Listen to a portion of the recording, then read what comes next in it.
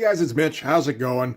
We're looking today at what is undoubtedly one of the best Superman stories of all time. It's the best one I've ever seen, and I think it's kind of the perfect distillation of the Superman character. So we're looking today at All-Star Superman #1 by Grant Morrison and Frank Quitely. So this is a book that was put out in 2005. It's sort of a redone version of a reboot to kind of refresh the Superman character, because every once in a while the Superman character does need to be refreshed at least a little bit. The tricky thing, though, is knowing what to refresh, because you don't want to change the character at all. Like, you don't want to change his personality, you don't want to change his ideals or his goals. At best, really, you want to just update the timeline, maybe change the circumstances a bit. I mean, that's my opinion anyway. I've never been a big Superman reader. I haven't read a ton of Superman stories. But everything I've read of Superman that strays away from the idea of him being the big blue Boy Scout always seems to feel off. You know, it's like, which book did you think you were writing? So anyway, that initial proposal by Grant Morrison for a Superman series was shot down, and he would soon after that go on to write his X-Men run, which did reasonably well, I think. It's kind of one of the major touchstones of the X-Men, as far as I understand it. I thought it was okay at the time it was coming out, but you know, didn't really think it was a patch on the Claremont stuff, but that's, you know, personal taste. So after that run was finished, apparently Dan DiDio reached out to Grant Morrison saying, hey, did you want to do something with Superman using any artist you like? And Grant Morrison was like, sure, you know, let's kind of revisit that idea I had a few years back. And by that point, he'd worked with Frank Quitely on X-Men, so it's like, hey, I like working with that guy. Let's do that again. And All-Star Superman apparently was born. It's, you know, it's kind of set apart in its own separate timeline, so it doesn't have to rely on current DC continuity. It is a little funny to think that this is part of the same line that produced All-Star Batman and Robin by Frank Miller and Jim Lee, which is maybe the worst version of Batman that has been done. So you get like polar opposites on this line, you know? You never know what you're going to get. But there's a lot of ideas in this particular storyline. One of the main ones seems to be distilling Superman down to his core personality traits. So, you know, just like compassion and intelligence is a big one. Like, this is kind of harkening back to the days of Superman being like a super scientist at times. You know, even-temperedness, that kind of thing. Apparently when Frank Quitely was approaching this project, he started thinking about the idea of Superman as like a benevolent god. And they kind of moved in that direction. So that's kind of going to get reflected on the cover here. So we get a very relaxed-looking Superman overseeing Metropolis. And that's kind of the version of Superman, yeah, Frank Quitely wanted to draw. Because, you know, he's invulnerable and he can move pretty much at the speed of light. He doesn't have to get anxious about things because he can react just about instantaneously. And nothing can hurt him. So, yeah, let's have him just be at peace most of the time. It's a good pose. You know, Frank Quitely does have a way with figure drawing where it can come off as very naturalistic. He can do the more cinematic type stuff, people doing big movements, all that kind of thing, without the figures getting all stiff. Kind of going for a Mona Lisa smile with Superman here. Again, he's got a fair amount of skill when it comes to drawing expression as well. And good little city in the background here. We're not seeing a lot of it because we're with Superman among the clouds. But what we can see all looks very realistic looking and in perspective, which Frank Quitely can usually do quite easily. One thing about Frank Quitely books I'm not a huge fan of is the fact that he does seem to do a lot of lightbox backgrounds.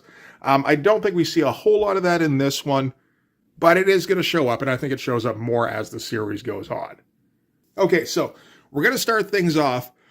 This is our origin right here. It's the most succinct origin for a character I think I've ever seen, where we get 4 panels, 4 widescreen panels. This is the age of widescreen comics, right?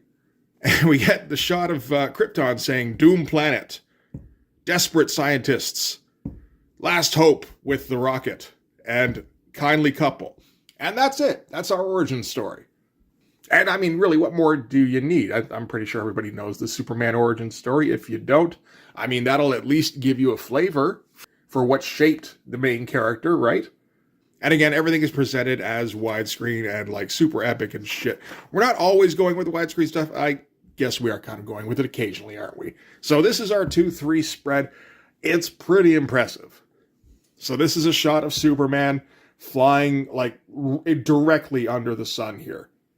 It's a pretty great shot. Like the figure looks pretty spectacular, really. There's not a ton to say about it, really. Like that's a picture of a dude flying like right next to the sun. Yes, correct. Got some digital backgrounds here. It's digital color is taken over. I might have preferred seeing Frank Whiteley try to interpret some kind of effect, but this works fine, and it's still a very impressive splash. For not, necessarily a whole lot of like sweat equity when it comes to drawing. Like it is just a giant shot of Superman. There's not any rendering necessary because the color's doing all the shading for us. I feel like most of the drawing would have been in the surface of the sun here. And then that's presented as like a color hold kind of effect anyway. But when you're just looking at it as this is the first shot of Superman you see, like that's pretty iconic. That's, it does what it needed to do. So this issue is mostly going to be about setting up the premise for the story. We don't need to set up much about Superman because Superman is sort of at his baseline. His alter ego is Clark Kent. He works at the Daily Planet. He gets along well with Lois, but there's nothing more there. He's enemies with Lex Luthor. About the only thing that seems to differ him from regular continuity Superman or just like iconic Superman is that he seems to be developing some new powers, and they're not entirely sure why just yet. So we're going to focus on this little bubble here. This is a spacecraft that's been engineered by Dr. Quintum, who's like an inventor, explorer, super brainy scientist type. And, you get the idea, the kind of guy who comes up with ideas that are extremely big that he can, investigate and fulfill, but doesn't necessarily care about the risk that he's posing to himself. He'll take into account the risk he's posing to people around him at least. But he feels that, like, as a trailblazer, it's his duty to fully investigate whatever paths his genius unlocks. So the mission that he's on currently is that he's looking to scoop up a bit of the sun. I don't know if that's something that can be done. I was kind of under the impression that the sun is just kind of an explosion that's just always happening. But for the sake of argument, sure, let's say that the sun is something that you can get a piece of. And they're experiencing some technical difficulties, as we see here. They're shouting about the gravity shields are shattering. We're falling into a sunspot the size of South America. So they're experiencing a setback, but that's not going to deter Dr. Quintum. He's made of sterner stuff than that. So Dr. Quintum's going to try and fix this, I assume, by trying to soup up the engines so that they can escape from the gravity well. And he's accompanied by all of his genetically engineered assistants who have been bred with, like, superintelligence and I think either a lack of emotions or at least a lack of fear anyway. And while they're trying to address this, they don't notice that there is an even more immediate threat growing in the background as one of the genetically engineered assistants starts to grow out of his suit here. He's all dramatically uplit and everything. It's pretty good stuff. Says, I just remembered something. I'm a genetically modified suicide bomb in human form. Death, courtesy of Lex Luthor. So Lex Luthor, it appears, is looking to sabotage Dr. Quintum's scooping up the sun project. It doesn't necessarily seem like the kind of thing Lex Luthor would get involved in, but that'll get explained in a bit. In the meantime, the page here is mostly about page design and composition, and it's pretty good for that. Frank Whiteley has a very good eye for composition. So, you start here with the craft, you show the gravity well down here as the looming threat. You get the panels kind of wobbling all over the place and getting smaller as they seem to descend themselves into the gravity well. It's pretty good stuff. Now we're going to cut to one of Dr. Quintum's assistants back on his home base. Tracking the doctor's progress and noting that, the problems that he's running into and just sort of narrating for us. So saying Superman is through the corona, but conditions aboard the Ray Bradbury are deteriorating. There can't be much time. And we get our shot of Superman flying like almost along the surface of the sun.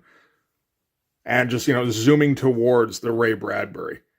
And we also get some narration here from an as yet unidentified source, saying, I know he arrived on Earth from the planet Krypton. I know every cell in his body is a living solar battery, evolved to store raw energy from the sun. But the temperature at the solar chronosphere is 6,000 degrees Fahrenheit.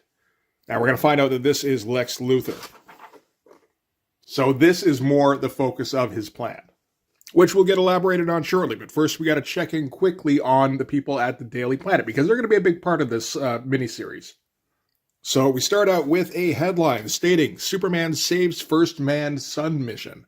So it's like that's burying the lead a little bit, right? We're not even going to see the actions. Well, no, it turns out, this is Lois, and she always writes the Superman headlines before they happen. And she always assumes Superman's going to win, because he pretty much always does.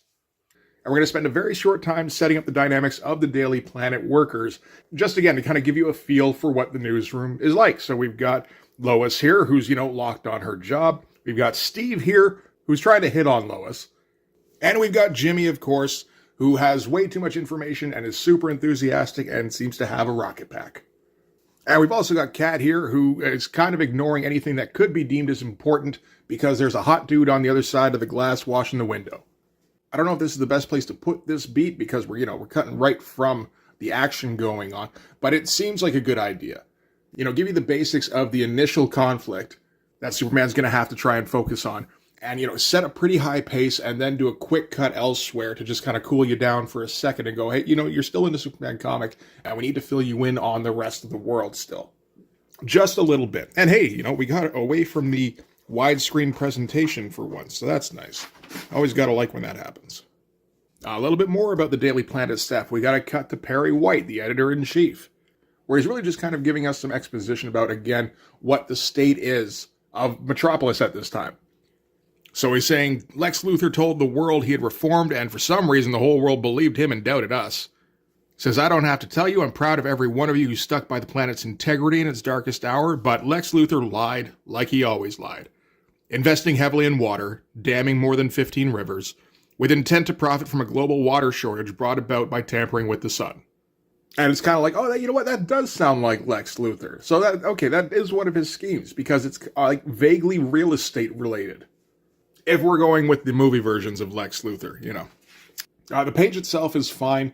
Frank Quitely, he's got a good knack for just making everything look matter of fact. Sometimes his style is a little weird. It's probably not for everybody. But one thing he's able to establish, it usually is a sense of everything belonging in the world he's created, where there's no real second guessing whether it fits in his style. His style is able to accommodate just about anything. So he ends by saying, we're breaking the story of the century, with the headline saying Luthor lied. So from there, we got to cut to Lex Luthor. Again, we're setting up the scene. Luthor seems to be involved, so we better focus on Lex Luthor at least for a minute. And Luthor seems to be in the middle of a scheme where he's reciting lines. We're not sure if it's to anybody at first. He's saying, I'm approaching critical mass. Fusion will occur in 30 seconds. That seems to be completely out of context, but it does get explained in a second. General walks in, and he's a little bit concerned about what Luthor's up to. He does helpfully explain that we released you from jail to work for us, for your country. So that's why Lex is walking free at the moment. And Lex has to explain, what he's up to right now. Because of course he does. It helps for the reader and it's in character for Lex. So he explains to the General that he's remote controlling a weapon with a voice command sequence that he designed. And that the signal takes 9 minutes to reach the sun. So this is getting back to the opening sequence with the human suicide bomb. As the creature that the person turned into recites the lines that Lex transmitted to it. And he also has a response for the General, saying, I know I promised I wouldn't waste my intellect on kryptonite robots and elaborate super death traps. I know that. As he grabs the General by the throat here. And he kind of leans in closer to elaborate more. He says, about 3 months ago, I looked in the mirror at those nasty little spider webs of lines around my eyes, and I realized something. I'm getting older. And he isn't. Great pace with, starting in Lex's lab, cutting to the sun, and then the quick cuts back to Lex and back to the sun. It really speeds things back up again. And just in case we weren't sure who he is that Lex is referring to, that's when Superman appears in the pod to save the day. And we get Lex delivering the button saying, so if I want to die happy, it's time to get serious about killing Superman. And that's going to be sort of the impetus for this story, is Lex finally deciding, you know what, enough dicking around, let's do this for real. And we get our close-up shot of Superman here. Frank Quitely Superman, it works sometimes for me. I like the suit, I like the fact that it's more of a Christopher Reeve kind of look, where you don't see any definition really in Superman's musculature. You can see that he's built under there, right? That seems right to me. That's a Superman look. The face, it looks good in some panels, not so much in others. Part of it is just that Frank Quitely's faces can get a little bit objectionable looking sometimes. Sometimes they look great. Sometimes they look kind of weird and ugly.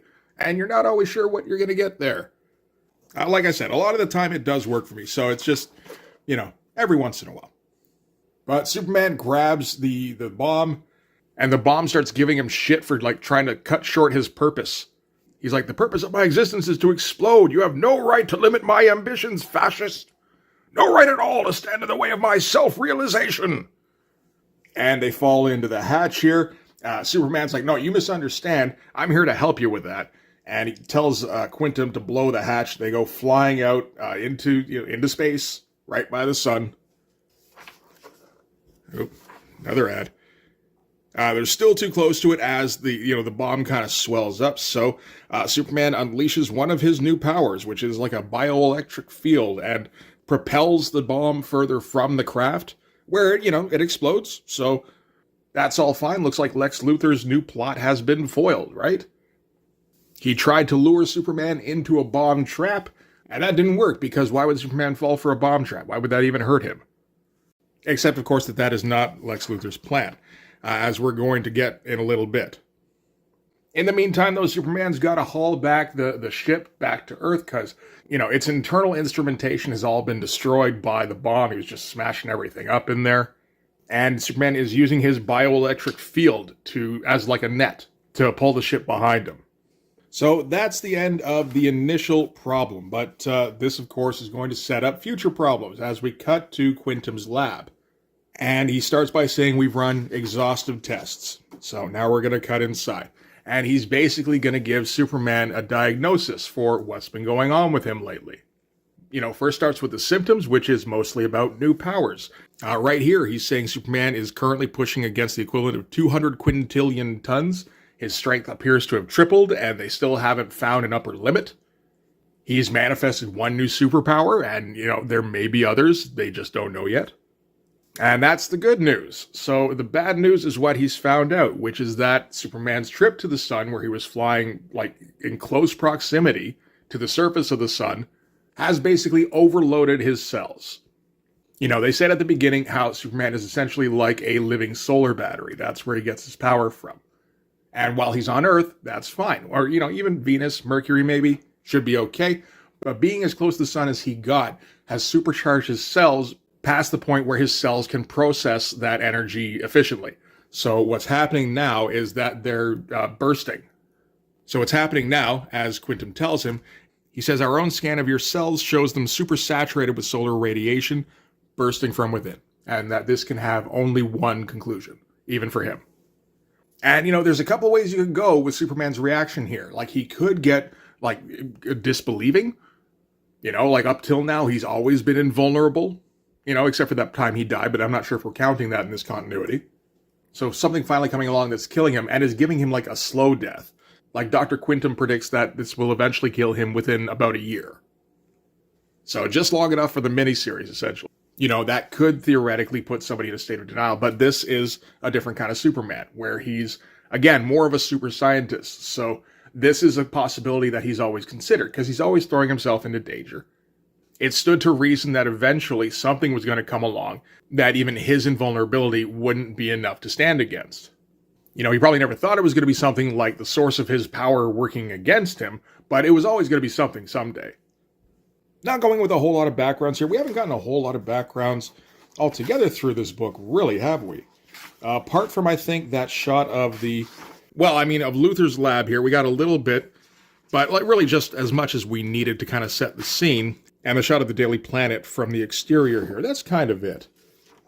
But that's all right, because this part of the story is, it's more about emotional impact and just kind of giving you information. It's not so much, we don't need to see too much of Dr. Quintum's lab just yet. We're going to get a little bit of a tour, but right now, again, we're setting the scene, and we're doing it in an interesting way, where we're going to get a little exposition heavy, but that makes sense because, for one thing, it's a diagnosis.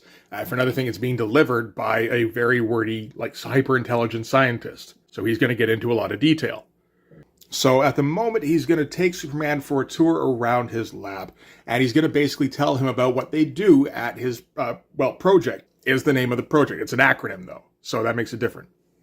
And he tells Superman about all sorts of stuff, about how they got photosynthetic giants, bizarro worker drones. He dedicated project resources towards building a new race of superhumans in case anything ever happened to Superman. Which Superman, again, just thinks is smart. He doesn't, get jealous of that or bitter or anything like that. He just looks at it from like an imperial scientific point of view. We stumble upon one of Dr. Quintum's Voyager Titans, who's mentally preparing himself for centuries of deep space exploration. We get a bit more detail here than we need to about the Voyager Titan, but again, Dr. Quintum is expounding, so he's going to give too much detail, and this is stuff that's going to become relevant later on in the miniseries. On the other end of the spectrum, he's got these like nanonauts, which are humans that have been shrunken down or, genetically bred to be incredibly small. And they're studying human physiology from within the human body. And this is all stuff that's been inspired by Superman's work. And he ends by saying, and I promise we'll find a way to save you or to replace you if we have to. And Superman says, thanks. And he also ends by saying no one can know about this just yet. That if he's only got 12 months to live, he has a few things he has to get in order. So we're going to cut back to the Daily Planet now because that's where this is going to end, with the chief yelling about how Clark is going to get fired if he doesn't show up in this office in 10 seconds. And Clark, of course, walking in and, stumbling all over everything, but in a way that kind of works out best for everybody. So, trips over Kat's purse, knocks a drink out of Steve's hand, but then catches it again, puts it back down, and stumbles into the office here. And Frank Whiteley specifically said that he kind of looked to make Clark as though he were drawn by Will Eisner, where his posture is all slumped, his clothes tend to be kind of wrinkled, and I can see it. It's actually very nice stuff. And of course, in between when the chief is yelling, there's also just a little bit of an incident where a kid ran in front of a bus chasing a dog, and then all of a sudden the kid is safe on the sidewalk, which is a little bit unclear, but you don't really need to see a whole lot there. Okay, cut from that to the actual ending scene, where Lex Luthor is going to get apprehended for charges of attempted murder and also crimes against humanity. And Luthor goes, thank God. It's for my own good, I realize that. Put me away, boys, before I do something really terrible to Superman. So yeah, that's the end of the current story. Like I said, all really about setup, giving you the lay of the land, introducing you to the characters, introducing you to the primary quandary Superman's got, which is that he has an incurable disease, essentially, that is going to kill him. But in addition to that, we're also going to get just a little bit of an epilogue. So this is one of the things that Superman is doing now that he knows he has a finite amount of time left, is that he's going to settle things with Lois. And at first he's in his Clark Kent persona. He does bring up the topic of mortality, and Lois just kind of brushes him off, like, what are you even talking about that for? Clark bumps into a dude on the street because, he's supposed to be clumsy, so that's what he does. But it turns out that as he did that, looks like a car crash was happening and some debris probably would have ran right into him in the crosswalk here. So, part of Clark's clumsiness is also so that Superman can do good deeds while also helping to establish his own cover. So anyway, they get to Lois's house. She's like, thanks for walking me home. And he's like, there's one more thing I just wanted to talk to you about. Lois tries to brush him off again, and, his posture starts to straighten up like that clip of Christopher Reeve. And he says, Lois, please just stop talking for a second. I have something I got to tell you, as he pulls open his shirt to reveal the Superman emblem. And we get the drop groceries. So that's a pretty good little cliffhanger to end on, really. And that is the end of issue 1. So, like I said, this one doesn't do a whole lot in terms of the adventure. It's more about establishing the setting and establishing the tone and establishing which version of Superman we're going to see. And I think it does a pretty good job of that. The tone itself is one of the more important things in this miniseries. It tends to be kind of lighthearted. Like, the episodes themselves tend to be for pretty high stakes. But there's a feel like we're kind of calling back to Silver Age Superman at some points, where, Superman just got a little bit silly sometimes.